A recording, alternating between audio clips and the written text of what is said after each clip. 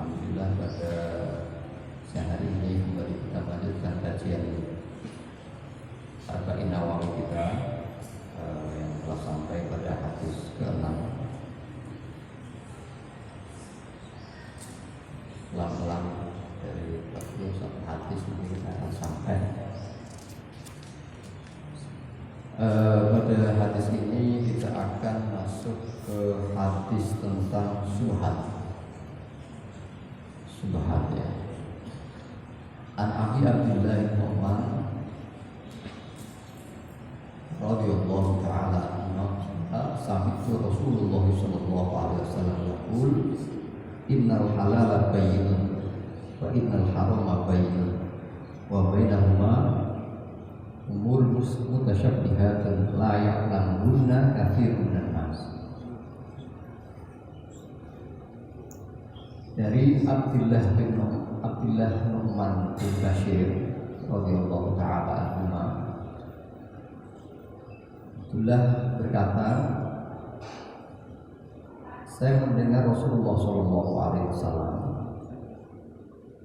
sesungguhnya yang halal itu jelas dan sesungguhnya yang haram juga jelas, dan di antara keduanya, antara halal dan haram itu ada perkara-perkara umurun mutasyabbihat, perkara-perkara yang syubhat, yang tidak banyak orang manusia itu mengetahuinya. Faman ittaqa syubhat faqad istabra'a fi dinihi wa irdihi.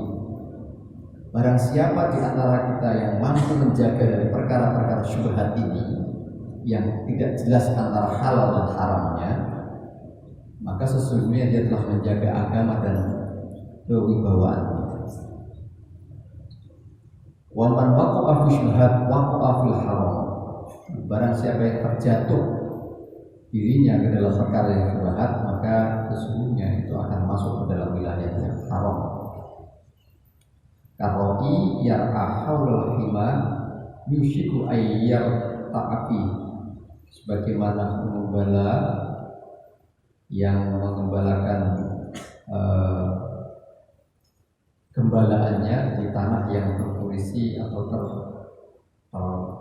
terlarang yang tempat kering. Nah, jadi ini hadis tentang perkara-perkara yang disebutkan syubhat. Jadi tanah yang tadi itu sebagaimana orang menggembala kambingnya makan di tempat rumput dan yang ada batasnya. Ala wa inna likulli malikin himan, bahwa setiap perkara itu ada pemiliknya dan tegas batasnya, mana wilayahnya. Ala wa inna himallah maharimuhu, dan batas yang ditentukan oleh Allah itu adalah yang diharamkan. Jadi yang tidak boleh, yang tidak batas ya yang diharamkan oleh Allah Subhanahu wa taala. Ini penutup. Ala wa inna fil jasad mudghah, dan ketahuilah bahwa di dalam jasad tubuh kita itu ada suatu daging. Idza saluhal jasad dulu, kalau daging ini soleh, benar, maka akan benar seluruhnya.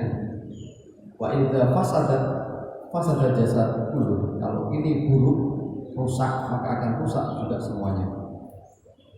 Ala ketahuilah waliya al-qalb, itu adalah hati. Rawahu Bukhari wa Muslim. Jemaah sekalian, hadis ini memang mengingatkan kepada kita agar kita ini selalu ikhtiyat, hati-hati di dalam memilih dan menggunakan mana wilayah yang halal dan mana wilayah yang haram. Kalau yang halal jelas, yang haram juga jelas. Nah, yang sering kita menjadi bingung rancu adalah wilayah syubhat, wilayah ragu-ragu. Ini sebetulnya halal atau haram. Nah, kalau kita ittaqo yang mampu menjaga dari syubhat ini dan kita tinggalkan, maka kita selamat. Istabru alidinihi wa irdihi, kita akan selamat kehormatan kita juga agama kita. Tapi juga ketika kita terjebak dan mengambil perkara yang syubhat, itu juga mengkhawatirkan karena kita akan jatuh kepada wilayah yang haram. Nah ini tentu pada zaman akhir ini itu sangat rentan bagi kita untuk mendapatkan atau menemui perkara-perkara yang syubhat, baik mulai dari kehidupan perdagangan kita maupun uang hasil jeripaya kita dan seterusnya. Maka hadis ini menyarankan kalau terbaik adalah ketika kita mampu meninggalkan ya syubhat, yang samar yang. Jadi ketika kita mendapati keraguan, ya pastikan kita tinggalkan keraguan, dan sampai kita masuk ke dalam yang ragu. Nah ini misalnya orang dagang mendapatkan kalau dalam berbagai kasus perdagangan, misalnya orang butuh duit itu didapat ketika mendapatkan sesuatu, tapi atas kesepakatan tertentu yang itu dilarang. Maka meskipun duit itu juga seolah-olahnya dapatnya benar, tapi tidak mendapatkan kesepakatan tertentu juga menjadi syubhat. Banyak ulama mengharamkan. Jadi beda hal dengan memang yang sudah tidak tahu. Misalnya cerita waktu itu seorang Sunan Kudus waktu itu misalnya meninggal, dia tidak tahu kalau makan itu haram. Jadi ketika seorang yang melawan Islam itu menjamu Sunan Kudus dengan jamuan-jamuan yang istimewa, diundanglah Sunan Kudus dalam perjamuan itu, sementara para musuh-musuh Sunan Kudus yang melawan pergerakan Islam disuguhi daging babi, kamu dimasak babi ya. Tapi Sunan Kudus nggak tahu sebetulnya kalau yang disediakan ini makanan babi, lahap semua.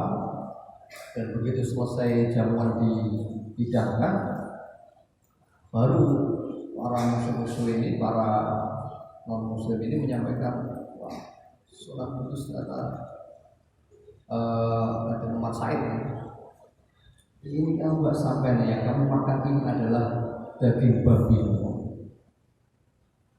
Dan Anda lahap sekali memakan makanan yang sebetulnya menurut agama Anda haram. Nah ini kalau ini bukan, karena Sunan Kudus pertama yang disebut adalah alhamdulillah, berkat sampeyan menjamu saya daging babi, sesuatu yang haram ini menjadi halal. Karena saya nggak tahu dan mungkin nggak akan pernah terjadi lagi saya makan daging babi. Ini bukan makan haram, tapi karena tidak tahu.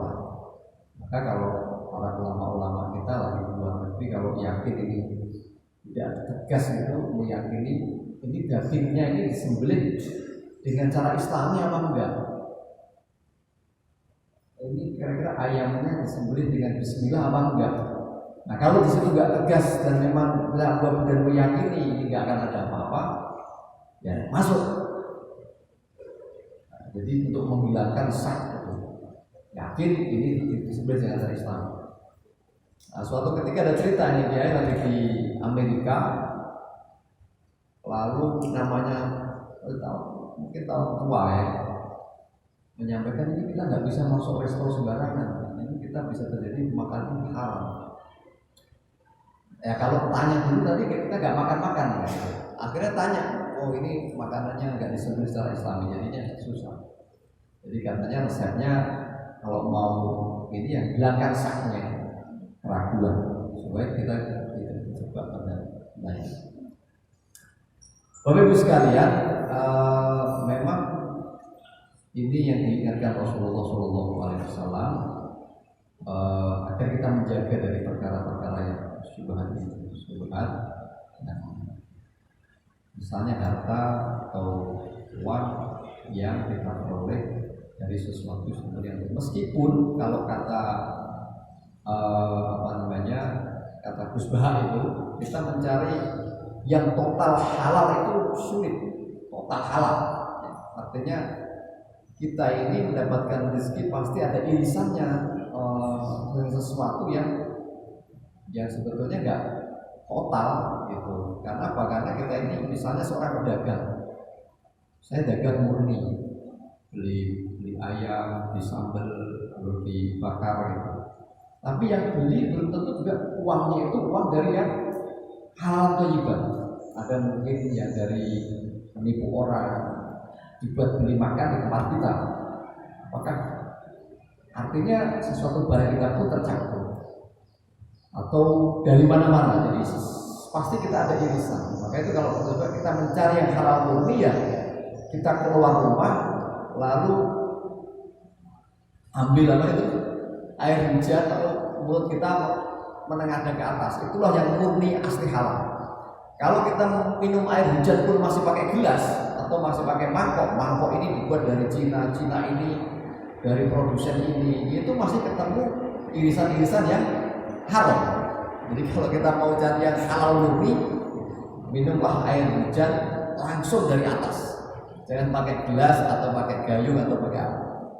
Jadi meskipun begitu, ini hadis dengan kita untuk ikhtiar untuk hati-hati menjaga yang dan kembali pada akhirnya bahwa seluruh apa yang diberikan Allah Subhanahu wa taala ini pasti darinya juga kan itu.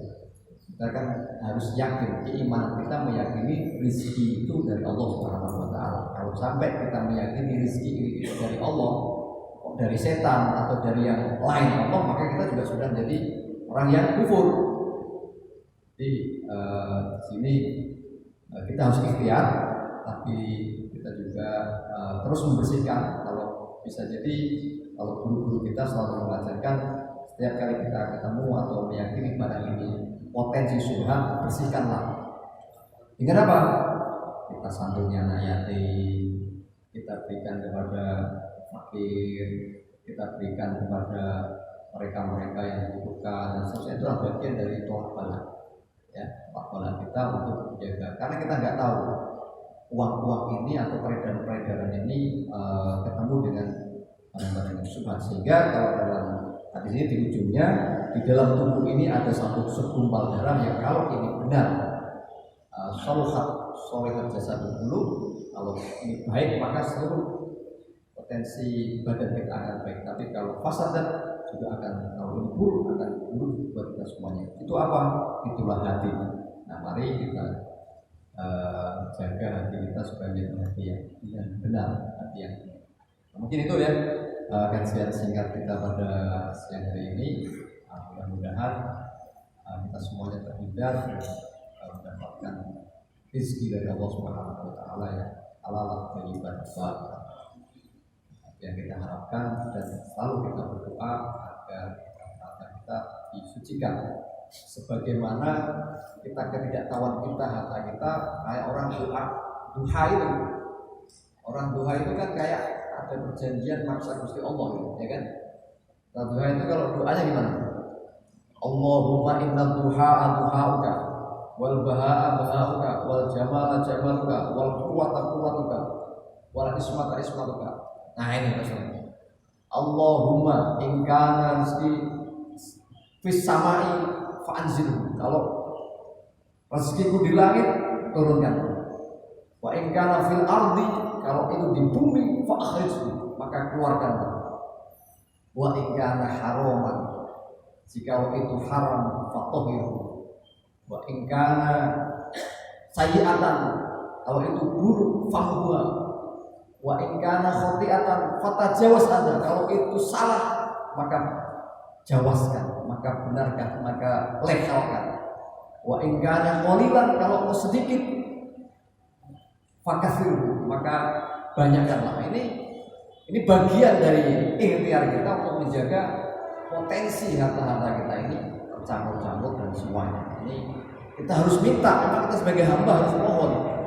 Ya terserah apa nanti yang mau diberikan Allah, tapi sesuai janjinya kita berdoa, memohon pasti dikabulkan. Nah, makanya kita harus juga membaca doa ini penting sebagai bagian yang kita tidak tahu kapan ini akan dikabul dijawab oleh Allah Subhanahu wa taala. Maka jangan lupa juga kita tetap kalau punya kesempatan melakukan doa ini kita lakukan, kan gitu ya. Jadi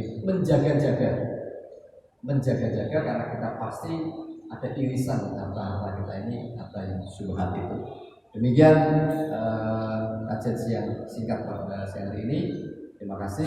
Ihdinas siratal mustaqim. Wallahu muwaffiq ila aqwamit thoriq. Wassalamualaikum warahmatullahi wabarakatuh.